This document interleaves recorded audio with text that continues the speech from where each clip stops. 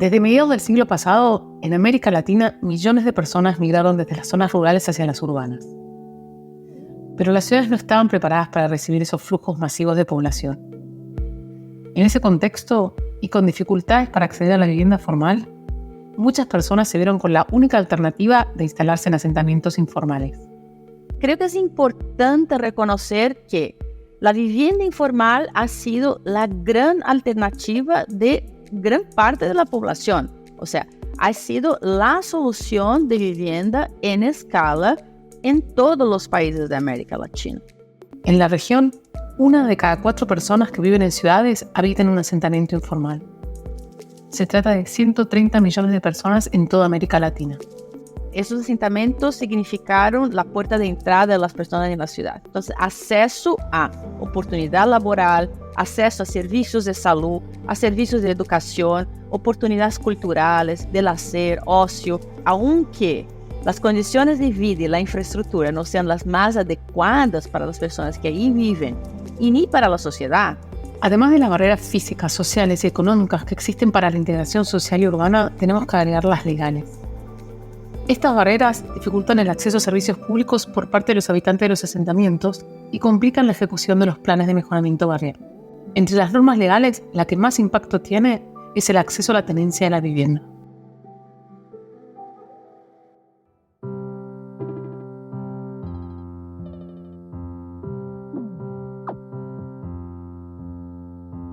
Esto es Inteligencia Urbana, el podcast oficial del Laboratorio de Ciudades del BID. En esta segunda temporada nos enfocaremos en soluciones que mejoran las condiciones de los barrios informales. Y lo haremos escuchando las voces de quienes lideran experiencias innovadoras.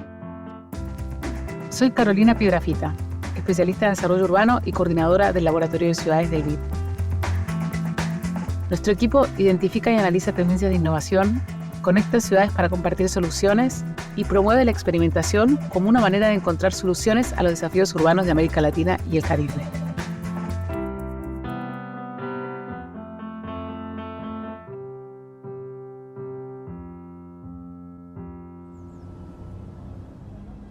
¿Por qué es importante para los habitantes de los asentamientos informales regularizar la tenencia de sus viviendas? En principio, tener algún documento que legitime la tenencia disminuye el temor diario al desalojo. En segundo lugar, en muchos países la tenencia del suelo está directamente conectada relacionada con la conexión de servicios. Entonces, simplemente, si el suelo no está reconocido formalmente, la familia no tiene agua. Punto. Ana Claudia Rosbach es economista y trabaja en temas de vivienda y asentamientos informales desde hace 20 años. En la actualidad es la directora para América Latina y el Caribe del Instituto Lincoln de Políticas de Suelo. Para conectar servicios, para mejorar la infraestructura, para mejorar la integración de estos asentamientos, hay que tener la formalización. Un tercer punto para terminar de entender la importancia de la tenencia pasa por la seguridad patrimonial de las personas en América Latina. Los países no logran ofrecer y proveer la seguridad a todos los habitantes, ¿no? Entonces, tener un activo, tener una propiedad, eso significa una gran diferencia para el bienestar económico, patrimonial de muchas familias y una tranquilidad. Según Ana Claudia, en América Latina hay un principio de acuerdo acerca de la importancia de la regularización de la tenencia. Pero cuando se va al grano, para los procesos, ahí hay mucha divergencia. Ana Claudia identifica 4 divergencias o controversias principales. En primer lugar, pone como ejemplo los asentamientos localizados en propiedad privada. Ahí hay problema. Entonces, hay que pagar, hay que pasar por procesos de desapropiación, hay discusiones sobre el derecho de estas personas a estar en una propiedad de un tercero. En segundo lugar, señala que con el patrimonio público también surgen problemas. Bueno, hay una burocracia, ¿no?, para liberar el patrimonio público y también un reconocimiento del patrimonio público como activo. Si el Estado se deshace de patrimonio público, algunas empresas proveedoras de servicios pueden tener pérdidas económicas. Pero las divergencias no son solo en casos de patrimonio público o privado. Hay una tercera. Muchísimos casos los asentamientos están ubicados en áreas de protección ambiental. Entonces, claramente ahí hay dilemas. ¿Vamos a proteger el medio ambiente o las personas? ¿O podemos hacer los dos? Ana Claudia agrega un cuarto escenario de divergencias, la gentrificación. Creo que hay muchos expertos, muchos profesionales que no están a favor de dar títulos de propiedad a personas que viven en asentamientos informales y precarios, títulos definitivos, títulos robustos, por una preocupación de que ellos puedan vender esos títulos y toda la área, todo el territorio pueda gentrificarse. Lo importante aquí es conocer las opciones desde el punto de vista técnico y tener espacios y canales de diálogo transparente con las familias y con las sociedades, y encontrar formas de definir consensos, definir masa crítica sobre casos específicos para tomar decisiones. Las opciones desde el punto de vista técnico que menciona Ana Claudia son variadas y se desprenden de distintos tipos de arreglos institucionales. Por ejemplo, en Brasil, todo el arreglo normativo se desprende de los lineamientos constitucionales. La Constitución apunta para el derecho de las familias que están hasta 5 años viviendo en un lote urbano de hasta 250 metros cuadrados de quedarse ahí. Con ese derecho reconocido por la Constitución, resulta más sencillo desarrollar un marco legal que facilite los procesos de regularización y de acceso a infraestructura. Significa, uno, reconocer que, aunque la propiedad pueda ser pública o privada, etc., si la propiedad no está ejerciendo su función social, hay derechos que pueden ser observados, derechos privados y públicos. Entonces, en este caso específico que estamos hablando de regularización de la tenencia y acceso a infraestructura, significa una prerrogativa, ¿no? O una condición para poder avanzar de una manera acelerada con procesos de urbanización. Dentro de este marco legal hay instrumentos destacados para acelerar procesos. Hay varios tipos de títulos de propiedad, para decir así, de una manera genérica, y hay un instrumento importante de planificación que son las zonas especiales de interés social. Entonces, el municipio marca en la ciudad un perímetro sobre un asentamiento informal, irregular, y con base en esto se crean varias excepciones para poder dar títulos, acelerar el proceso de urbanización y viabilizar el acceso a la infraestructura urbana. Varios países tienen certificados de concesión, de uso, etc., que permite ahí la concesión de algún título, de alguna prueba de propiedad, en algunos casos son temporarios, etc., que no es igual al título de la propiedad que tienen los pobladores de la ciudad formal, pero es una prueba reconocida legalmente, etc., y ahí hay una variedad de derechos de transacción comercial de esos certificados. Otro de los abordajes posibles es la combinación de esfuerzos públicos y privados en los procesos de regularización dominial de los barrios informales. Desde 2019, con la última ley, actualización ahí del marco legal de regularización de suelo en Brasil, empiezan a surgir muchas empresas, incluso con fines de lucro, en Brasil para promover este tipo de proceso de regularización. Otro abordaje innovador es el de la función ambiental o ecológica del suelo. Esto ya entró en el marco legal nacional en Ecuador y se ha discutido en otros países como Chile recientemente. Para añadir al tema de función social, hay también ahora la perspectiva de función ecológica del suelo. Si mi propiedad no está siendo utilizada, no está cumpliendo su función social y tampoco su función ecológica, porque está obligando a la ciudad a crecer, ¿no?, a partes donde eventualmente no sería necesario. En la Argentina se llevan adelante los procesos de regularización mediante otros abordajes. Hay una ley nacional, creo que es de 2019 también, o 2020, y la ley permite una serie de excepciones, da una serie de instrumentos para crear alternativas, atajos, etc. Por ejemplo, los certificados, por ejemplo, permite que los municipios definan estos perímetros a través de leyes locales para poder hacer acceso a la infraestructura. Es un abordaje que depende de la sanción de leyes particulares por barrio, y si bien facilitan los procesos en esos barrios, tiene algunas limitaciones. Es posible hacerlo, pero significa hacer algo paralelo, siempre algo separado, siempre a la excepción, y esto genera mucho más trabajo. un esfuerzo mucho más grande de coordinación y de argumentar siempre. Y es más caro, es más costoso, porque hay que pagar, por ejemplo, por el suelo que es privado. Entonces, dificulta mucho el avance a la escala.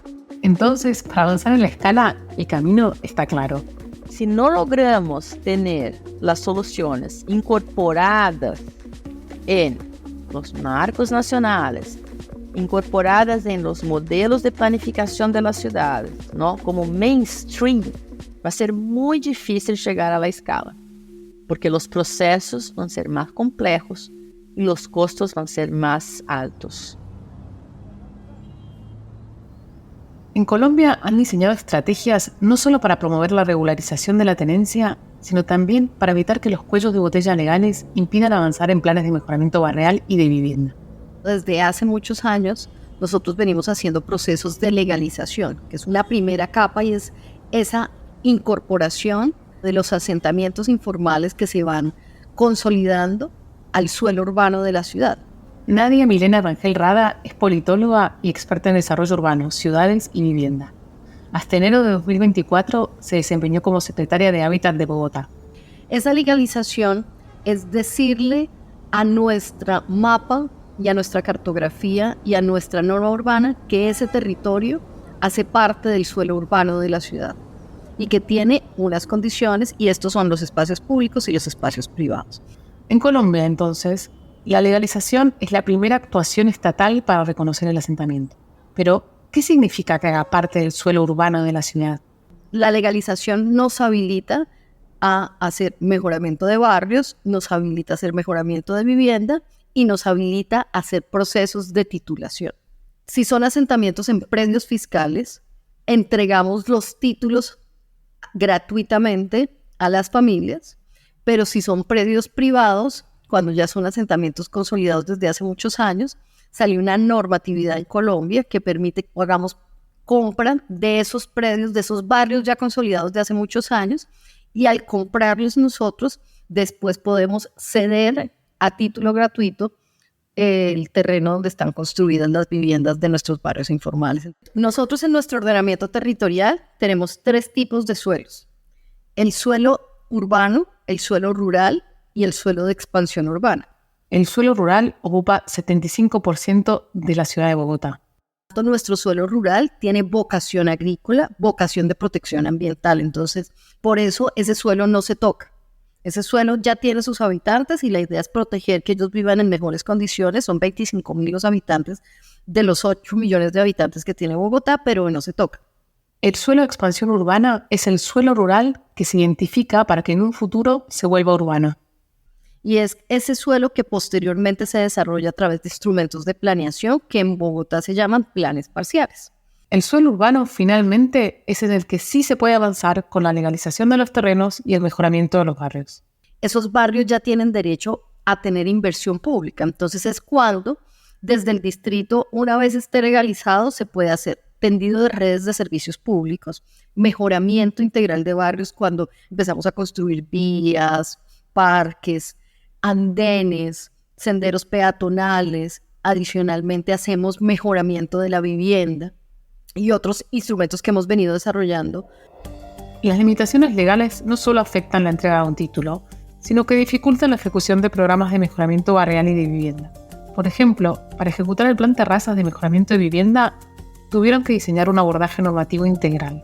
Tuvimos que modificar un decreto nacional, expedir 2 decretos distritales y modificar y expedir 2 resoluciones de la Secretaría. Los decretos los expide la alcaldesa de Bogotá y el decreto nacional el presidente.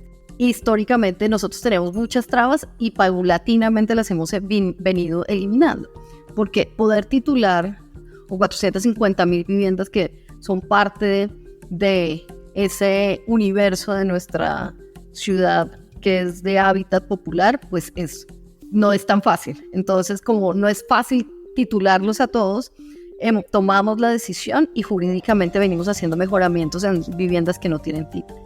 Nosotros podemos hacer plan terrazas en viviendas de poseedores que tengan declaración juramentada y tenemos unas herramientas de verificación. No tienes que ser titular de tu vivienda para recibir el subsidio ni de mejoramiento de vivienda ni de plan terrazas aquí en Bogotá en particular. Pero además, para desarrollar el plan terrazas se definieron dos políticas complementarias. La primera es el Banco de Materiales, que arrancó en la última parte de 2023. Hacer compra desde el distrito de los materiales que se van a requerir para hacer plan terrazas y centralizarlo para tener disponible y conseguirlo a mejores precios. Y la segunda tiene que ver con resolver una traba legal para poder avanzar en los permisos y registros.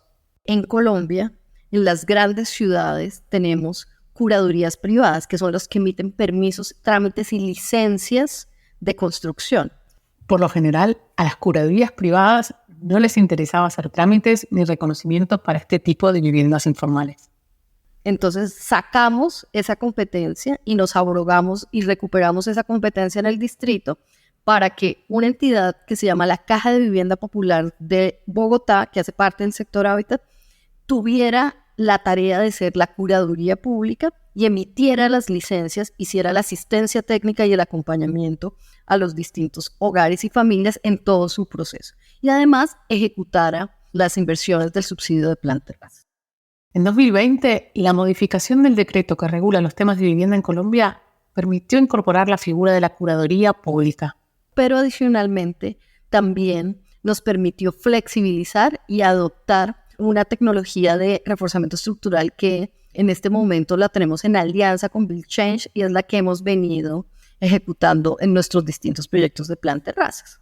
La idea es que en los próximos años las curadurías públicas no ejecuten solamente el plan terrazas, sino que acompañen a los hogares para la obtención de las licencias. Nosotros no cobramos por la licencia, le sale gratuita a las familias y la asistencia técnica es gratuita.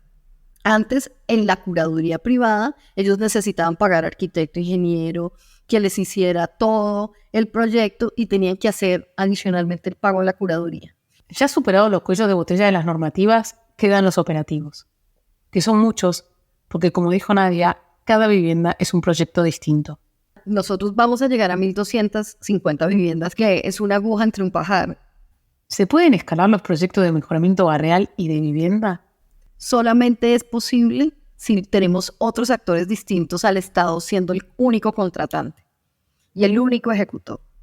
Y teniendo él la responsabilidad de todos los frentes de obra. Tenemos que buscar formas alternativas y adicionalmente construir confianza en la contratación y el manejo de los recursos públicos por parte de organizaciones y de otros terceros, porque yo creo que si no, no vamos a poder generar una escala de las dimensiones de ciudades como Bogotá con 8 millones de habitantes. Una vez más, se requiere de creatividad y experticia para modificar las legislaciones. El desafío está en cómo podemos tener unas normas de contratación lo suficientemente buenas para generar control y manejo en los recursos y buena selección de proponentes en los recursos públicos, buen manejo en los recursos públicos, pero flexibilidad para que podamos hacer ejecución a buen ritmo de esos mismos recursos. En Buenos Aires, la capital argentina, se desarrolló un modelo innovador para llegar a la tenencia. Fue en el barrio Padre Carlos Mujica, ubicado en un lugar central de la ciudad. Está al lado de la terminal de ómnibus de larga distancia, al lado de 3 de las terminales de trenes más importantes que tiene la ciudad y lindera con algunos de los barrios más ricos de la ciudad y en donde eso genera un contraste muy alto entre ambas zonas de la ciudad. Álvaro Quiroga es el director general de Mejoramiento y Vivienda en la Unidad de Proyectos Especiales. Tiene a su cargo la urbanización Barrio Padre Mujica. Tiene 72 hectáreas, viven aproximadamente 45.000 personas en el barrio. Hay unas 12.500 viviendas. El barrio Padre Mujica existe desde 1930 y recién hace 30 años se abandonó la idea de erradicación. El gobierno de la ciudad construyó 1.200 viviendas para las personas que estaban en las peores condiciones habitacionales.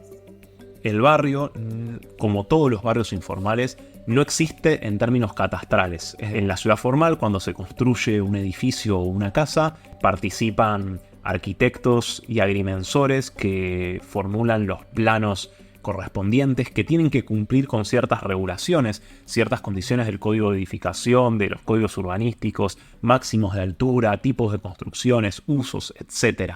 Nada de eso existe en un barrio popular. Además, existen varias particularidades de la construcción en barrios informales que no se adaptan a los códigos de la ciudad formal. En el barrio, muchísimas de las viviendas que tienen más de una planta tienen acceso a las plantas superiores por escaleras caracol posadas sobre vía pública. La normativa de la Ciudad de Buenos Aires no admite esto. ¿Por qué? Porque para poder demostrar que algo tiene acceso, tiene que tenerlo internamente. No puede tener acceso por medio de un elemento externo a la propiedad. Entonces, así como ese, existen muchísimas realidades en el barrio que serían imposibles de tener un reflejo catastral. Pasillos, calles que no cumplen con anchos mínimos que establece la ley, distintas morfologías de las parcelas mismas. Al estar fuera de las normas, los habitantes del barrio no pueden acceder a la tenencia de las viviendas. La innovación que le metimos nosotros a este proceso fue entender que no es una situación blanco-negro, sino que hay muchos grises en los que se pueden ir avanzando. Uno de esos grises que encontró el gobierno de Buenos Aires fue un esquema de titulación progresiva.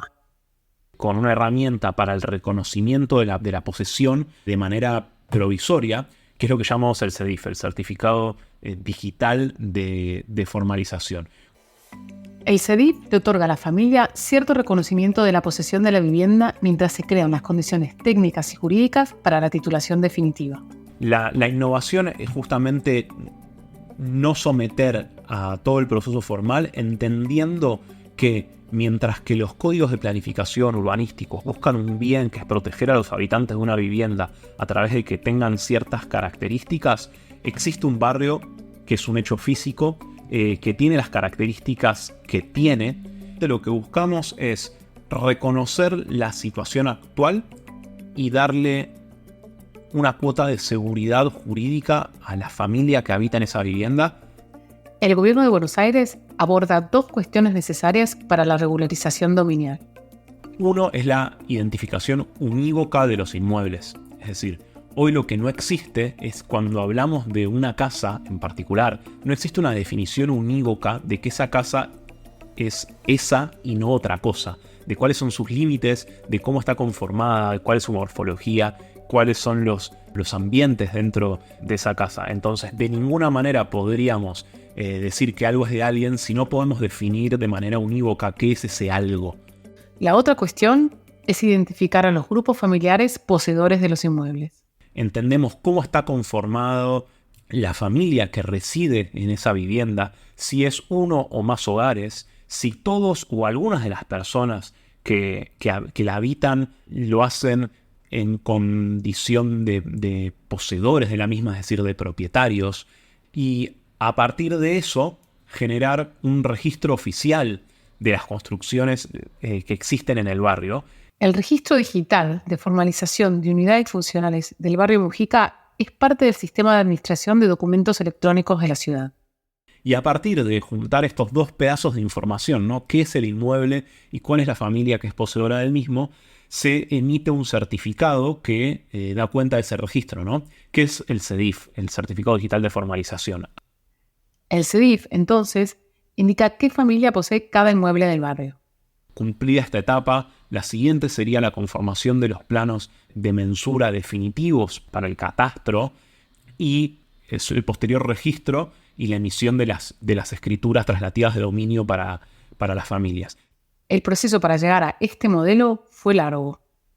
La sanción de la ley 6129, que es la ley de urbanización del barrio, por parte de la legislatura de la ciudad en el año 2018 fue un hito clave. ¿Por qué? Porque es la que enmarca todos los procesos y que le da seguridad a los vecinos respecto de las políticas que nosotros llevamos adelante. En 2021, el programa fue tratado en el Consejo de Gestión Participativa del barrio.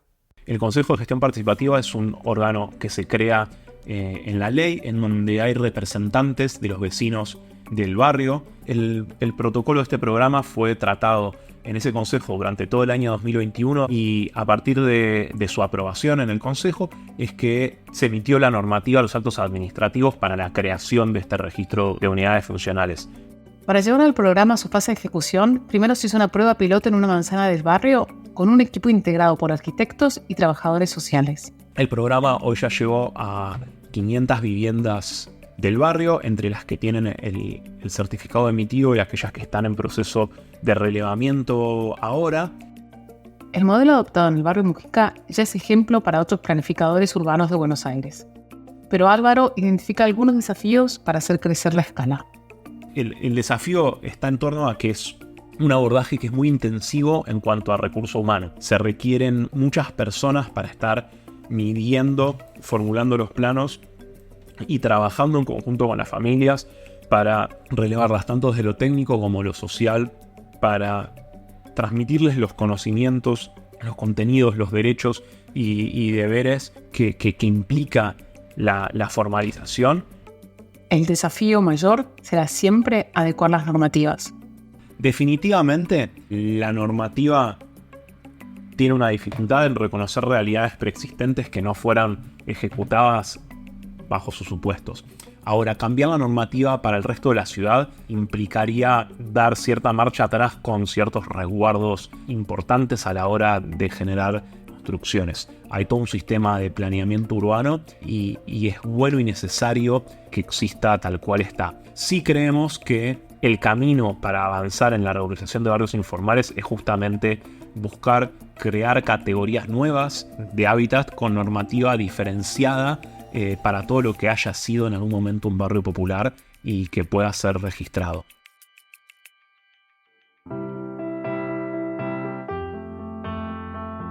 Inteligencia Urbana es un podcast original del Laboratorio de Ciudades del BID, producido en colaboración con Posta. Puedes escuchar otros episodios de Inteligencia Urbana en esta misma plataforma. Yo soy Carolina Piedrafita. Gracias por escuchar.